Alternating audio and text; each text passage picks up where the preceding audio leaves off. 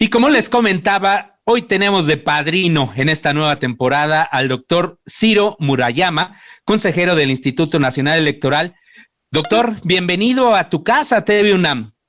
Muchas gracias por la invitación, Gabriel. Enhorabuena por la nueva temporada. Muchísimas gracias, doctor. ¿No extrañas TV UNAM? ¿Cuánto tiempo llevaste la conducción de este programa de la democracia o sobre la democracia? Desde 2011 a 2014, que es cuando tuve que dejar mi pertenencia de tiempo completo a la UNAM, ahora sigo dando alguna clase y espero pronto regresar cuando acabe mi... Pues mira, supongo que será re bienvenido también a TV UNAM en su momento, doctor. Pues sí, la verdad es que es como todos los espacios que tiene la universidad, es un canal de comunicación, de difusión de la cultura muy importante y como bien recuerdas, pues justamente hace algunos años, a partir del programa Observatorio 2012, TV UNAM empezó a hablar con la neutralidad que caracteriza en términos políticos a la universidad sobre procesos político-electorales. Cubrimos la elección de 2012 y después, bueno, ya otros azares me llevaron a ser consejero del INE y pues necesariamente tuve que dejar el programa que de distintas maneras pues continuó una barra de reflexión política que yo celebro que se mantenga y este espacio pues es muestra de que no solo se mantuvo sino que se ha diversificado y expandido.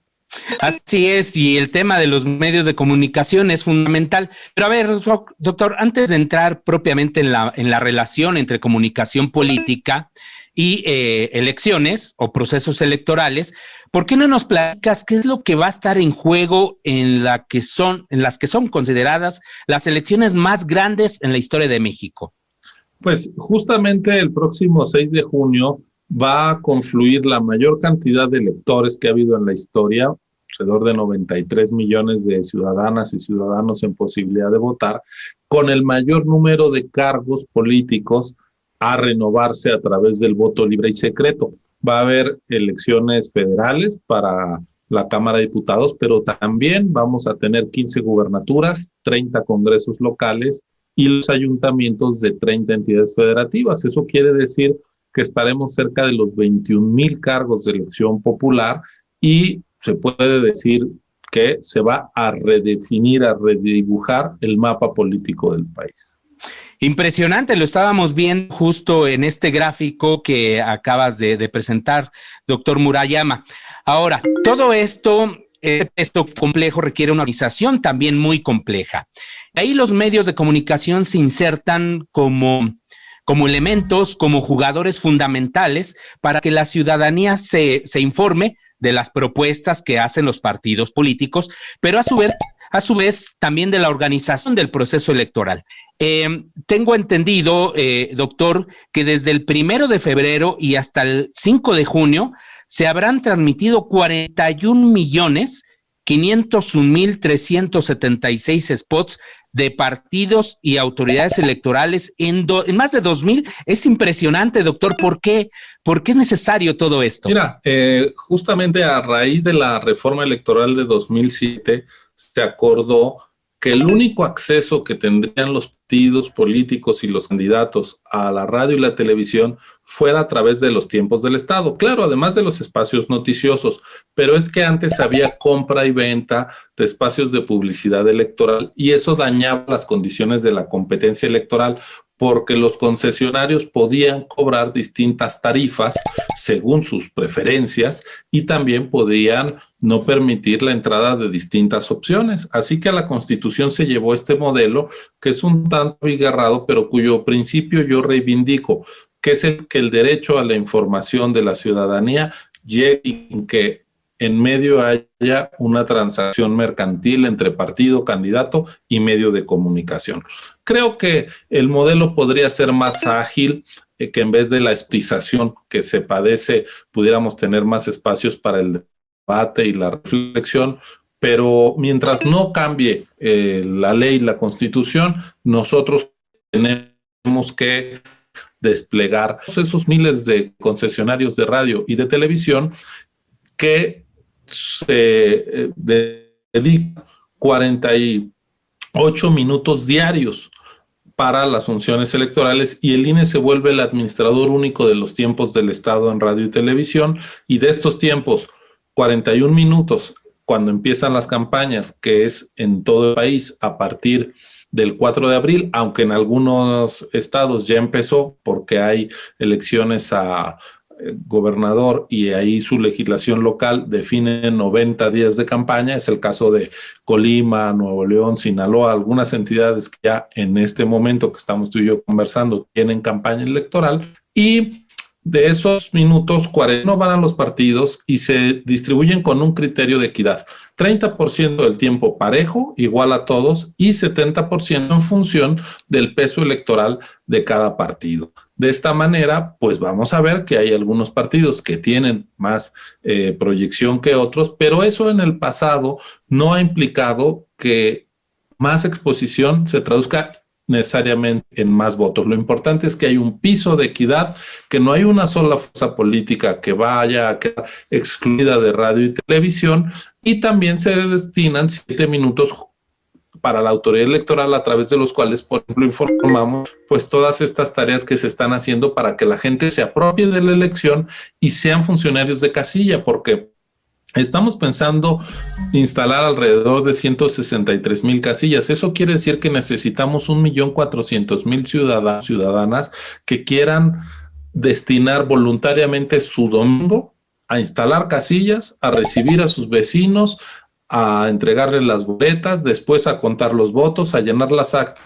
Realmente los ciudadanos son los protagonistas de la jornada electoral, votando y contando votos. El INE pues es solamente un organizador. Para decirle a la gente estos mensajes, pues es que también necesitamos esos espacios en radio y tele que, a pesar del desarrollo de otros medios de comunicación, siguen siendo muy importantes, sobre todo en algunas zonas del país. Así es, doctor. Es importante que la ciudadanía se informe de lo que están haciendo los partidos y, evidentemente, como decíamos, bien las autoridades electorales. Son 48 minutos diarios por cada estación de radio y televisión, doctor. ¿Y cómo se administran? Tengo entendido que tienen un horario específico, antes de que vayamos a la pausa y sigamos pues platicando sobre este tema. De la mañana y las 10 de la noche, en los mismos horarios, para las 12 de la noche, perdón, que sea la madrugada cuando se pase, porque eso llegaron a hacer algunos concesionarios, y entonces pues así cumplen, y a lo que le daban prioridad pues era sus espacios comerciales. Sí, exactamente. Y destacar un elemento que es muy importante, de que lo que tú decías, doctor, antes se pagaba, la ciudadanía pagaba por esos spots, ahora ya no. Es decir, lo que hace es administrar estos tiempos del Estado, asignarlos a los partidos políticos, y pues de esta manera creo que tenemos un juego mucho más limpio y transparente. Así es, son menos caras las campañas, y nosotros además hacemos un monitoreo verificando el cumplimiento de cada anuncio. Es decir, no puede pasar una estación de televisión, de radio o canal de televisión, más anuncios de un partido de los que por ley le corresponden, ni menos, y con eso garantizamos la equidad. Exacto, muy importante. Bueno, no se vaya, porque después platicaremos con el doctor Ciro Murayama lo que está pasando con los monitoreos de los noticiarios de radio y televisión, redes sociales, programas también de espectáculos, entre otros temas. Así que, pues aquí lo esperamos.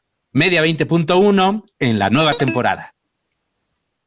Muchas gracias por continuar en la nueva temporada, la de Media 20.1, y acabamos de ver una breve cápsula de Antonio Zabaleta.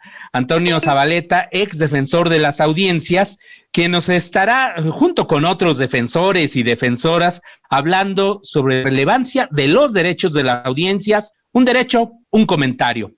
Doctor Murayama, antes de corte estábamos platicando esto de la distribución de los tiempos en radio y televisión para los partidos y las autoridades electorales. ¿Qué pasa, doctor, si las estaciones de radio o de televisión no transmiten? Ha llegado a suceder, sucedió a algunas televisoras sobre todo, pero también a algunas estaciones de radio que no les gustaba transmitir los spots de los partidos políticos. Así es, antes acostumbrados a que se cobraba por esto, pues era un negocio, y cuando se hizo la reforma constitucional, que les dijo además es tiempo del Estado y hay tiempos fiscales, es decir, ellos están pagando en especie lo que no pagan en dinero, y entonces esto es un tiempo propiedad de la nación, y la nación decidió que en campañas se usaba para evitar que los partidos gastaran dinero en eso, se movieran cantidades de dinero ocultas en las campañas y se incrementara el costo de las elecciones justamente. Distintos concesionarios se negaron, hay que decir que esta reforma es de 2007, a fines de 2008, 2009 hubo resistencias, pero hoy la verdad es que el cumplimiento de la industria es altísimo, tenemos movimientos de arriba del 99.5% en sus obligaciones. Ojalá que ese fuera el cumplimiento de otros sectores de la economía, pagando sus impuestos y cumpliendo con las leyes, viviríamos quizá en un estado de derecho más sólido, pero en caso de que alguien llegara a incumplir, el INE tiene un mecanismo que se llama un procedimiento sancionador, a través del cual multa a los concesionarios, y eventualmente un concesionario que incumple con sus obligaciones, pues puede ser incluso sancionado con la pérdida de su concesión, que no cobre relevancia justamente a través de su visibilización en los propios medios de comunicación, y nada más público que una elección y la renovación del poder político. Por lo tanto, bienvenida la presencia de los políticos en los medios y el escrutinio de los medios sobre la política y sobre las autoridades electorales.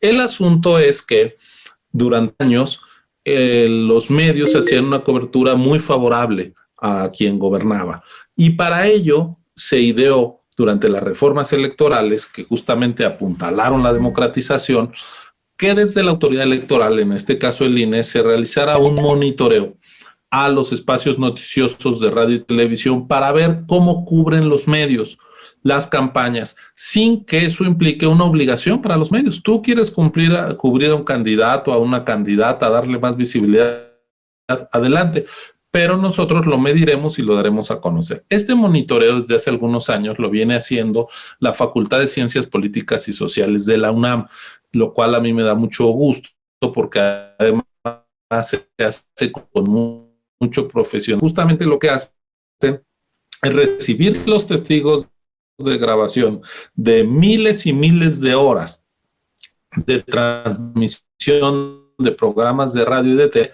casi todos noticieros, pero también algunos programas de revista, porque ahí también se habla a veces de política, para que desde la UNAM se analice qué tipo de coberturas se están haciendo. Déjame decirte que desde mi punto de vista en este proceso electoral lo que tenemos es todavía una baja cobertura, quizá porque no han empezado las campañas, y también predomina la neutralidad, es decir, lo que se está haciendo es dar a conocer la actividad de lo que hacen los partidos, las coaliciones. La mayoría de las notas son neutras, pero aquellas que tienen comentarios, en su mayoría los comentarios son negativos. Es decir, que cuando los conductores de radio y televisión se refieren a los actores políticos, son más críticos que benevolentes.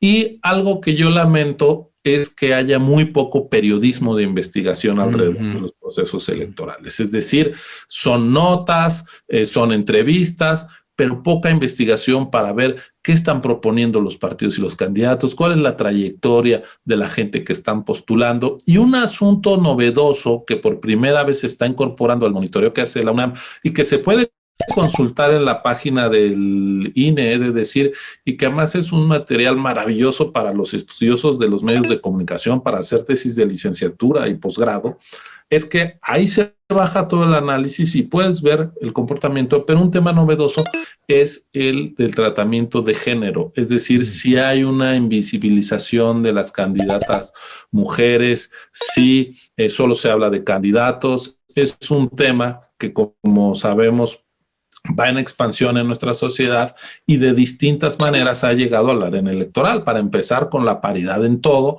que obliga a que los partidos tengan que postular al mismo número de hombres y de mujeres en posiciones competitivas. Gracias a eso, a partir de 2018 tenemos un Congreso de la Unión prácticamente paritario desde el punto de vista de género. Y bueno, pues esos son los temas de los que está dando cuenta el monitoreo.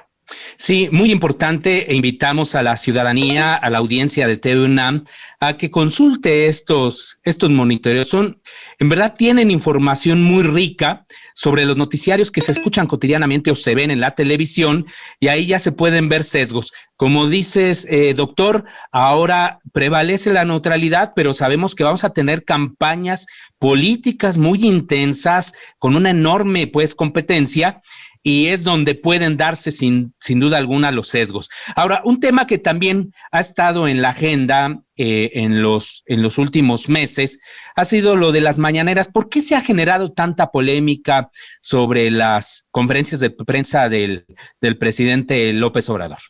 Básicamente por dos razones. Una, porque los gobernantes están impedidos, de acuerdo al artículo 134 de la Constitución, de tomar partido en una elección y tratar de ayudar o de dañar a algún actor político en específico. Justamente en el proceso electoral de 2006, que fue pues muy polémico, en buena medida por la intromisión del presidente Vicente Fox, eso dio lugar a que en 2007 todas las fuerzas políticas pactaran una reforma constitucional donde se prohibió que el gobernante, fuera cual fuera, desde un presidente municipal, se metiera en las campañas. Vicente Fox solía decir: no hay que cambiar de caballo. Bueno, eso motivó la molestia de la oposición, en particular de la que encabezaba entonces López Obrador, hoy presidente, y se puso ese límite a la intromisión de los gobernantes en las elecciones. Bueno, pues esa letra constitucional que le aplicó después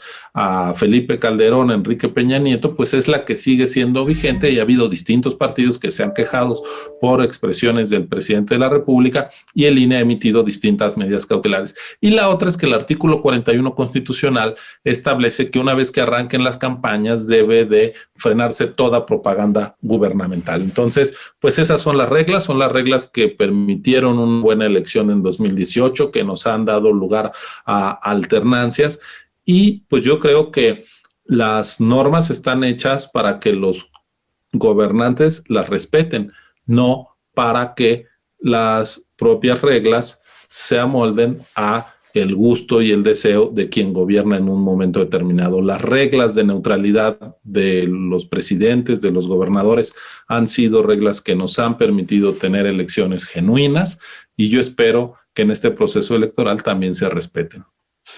Todavía no hay nada definitivo, ¿verdad?, sobre la posibilidad de que se sigan o no llevando a cabo estas conferencias, doctor. Sobre todo el debate creo que va a estar en la transmisión, porque a lo largo de este sexenio, ahí donde ha habido elecciones locales, se ha suspendido la transmisión.